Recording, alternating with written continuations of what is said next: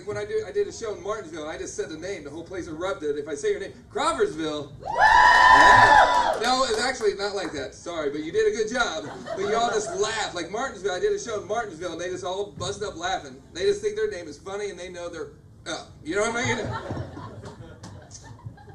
Anybody from Martinsville? If you want to key something, it's a red truck out back. Not mine. Okay. Well, thank you very much for having me. I'm Tucker. That's right, with the T. In case you're trying to spell it, Martinsville. I'm trying to spell it. All right. I don't have any weed jokes because I used to do a lot of weed jokes, and I've forgotten all of them. So that's what you get for doing a lot of weed jokes. Hey, and then I guess you got busted for meth, right? Not you guys, you're all here, you know what I mean? You guys know how to do your drugs, you know what I mean? Good for you. I almost called you Martinsville. I'm sorry, man. Okay, so, yeah, I'm originally from a town called Brazil, Indiana. Okay, sorry, I haven't been there for years. I did visit today, but I just want to let you know that we supply you with all your mess. So, hey, you are welcome. There's another shipment coming in. I got some stuff to drop off while I'm here. That's why they asked me to do the show. They're like, hey, bring the drugs here. Stop to Martinsville. Yeah, I was kind of scared when I came in. I mean, like, I go to do a little different clubs here and there, and I've never been to a place where you walk up to the door and half the door handle is ripped off. I'm like, holy shit. Something went down. Something went down for a door handle to get ripped off, and this is what I thought, okay?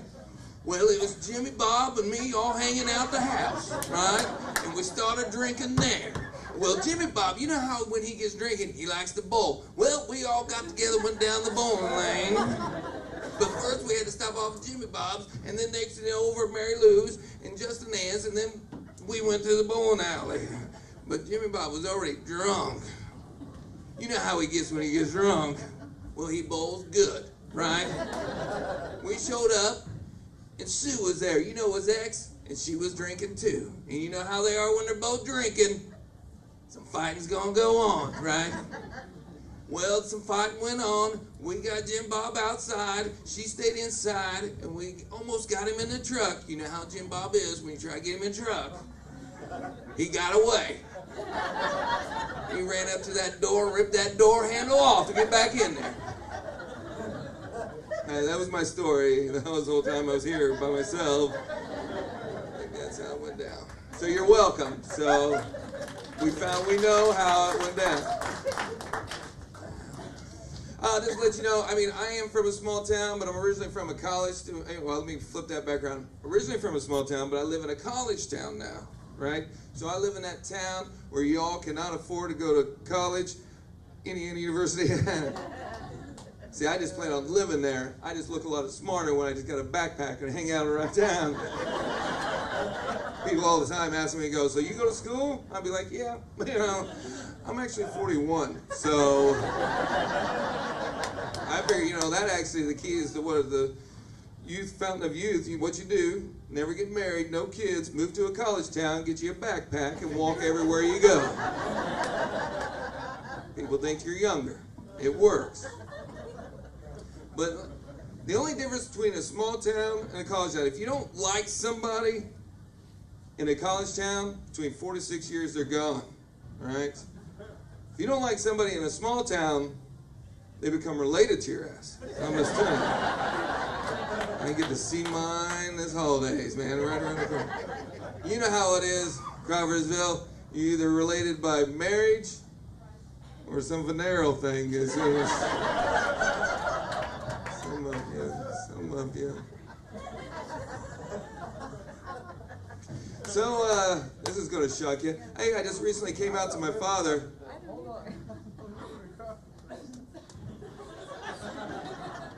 Yeah, I told him I was a stand-up comic at night, so sorry to freak you out there, Crawford. You're like, holy shit, we almost got to see a gay person in town. Well, he dresses nice, and he's got his hair all funky, and he's kind of a pretty boy, and he ain't married. He lives alone. He has a cat. Uh-huh. You don't what I'm talking about? No, I have 5 older brothers, and I told my dad this. He didn't know. I was doing this kind of like as a night thing, and I said, hey, Dad, I just want to let you know, at night, I'm a stand-up comic. There's like a long pause. He goes, why can't you be like your gay brother? He makes a lot more money doing what he does. He's going to be really pissed when he finds out I'm a hairstylist during the day. Oh, yeah, he's a hairstylist. He must be gay. No, I was going to shut that in. Sorry. All right. Calm down. All right.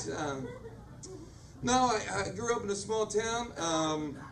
My dad worked in Terre Haute, Indiana, you know, and I'm young of 6 boys. So, you know, at night, I would always be going to bed as a kid, and he'd come in from work, a long day, hard work, working his ass off, you know. And I'd always go up and give him a hug, you know, it's a good night. And I'd always say, Dad, you stink, right? And he'd always remind me, reassure me, son, that is the smell of money, right? So I was on like a 3-day stretch doing comedy shows, smoky room bars. None of my clothes are clean. I'm staying at the parents' house, right? I come in late. He's going to bed. He comes up, gives me a hug, and he goes, son, you know this comedy gig, man. You stink, all right? I said, Dad, that is the smell of funny, so. Yeah. Any Colts fans here? Good, I got a Peyton Manning bobblehead signed I'm trying to sell. Not to worry, I took out the spring so his head doesn't bobble, so. I think it's worth more money now, right? Maybe not. Trading one horse for another horse. What the hell? No, I don't, let's see. Well, oh, let me tell you this. It is officially, I think we're a couple days past it. 1 year, 1 month, and 2 days, we're officially celebrating Amy Winehouse's sobriety. So, hey. It's a funny joke. I like it. I like it. If there's a better heroin joke that comes along and kills that joke, I'm doing it, but not till then. Don't forget about Whitney. The only thing Whitney proved was black folks still cannot swim, so. Too soon? Yeah, tell him. Summertime, man. Like to have a good time during the summertime. Like to go to Conner Prairie. You guys know where that is? Billy Creek Village or whatever. It'll do. It's kind of near here. Take a little road trip. Smoke some weed on the way there. And I like to go there and pretend I'm from the future. I don't know. What happens. It's a good time, man. Yeah, good time. Do me a favor, don't make the mistake I did. I went up to the Indian dude, because you know the Indian dude's probably carrying weed. Didn't know he was an undercover police officer. So they brought the police from the future and took me back there.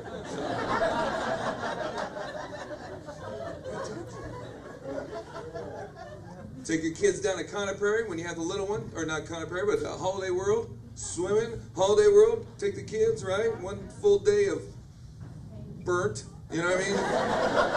Fried, I don't care how much lotion is free, I'm fried, man. No, but their slogan is unlimited soft drinks for kids. I find that a very interesting way to keep the pool filled, you know what I mean?